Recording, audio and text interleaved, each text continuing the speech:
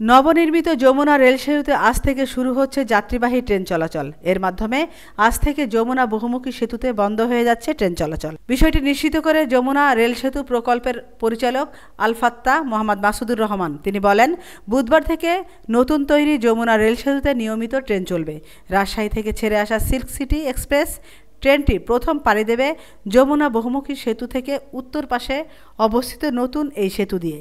পর্যায়ক্রমে শিডিউল অনুযায়ী বাকি ট্রেনগুলো যাবে। তিনি আরও বলেন, 4.8 কিলোমিটার দীর্ঘ যমুনা রেল সেতুতে দুটি লাইন থাকলেও প্রথমে একটি লাইন দিয়ে উভয় দিক থেকে ট্রেন চলাচল করবে।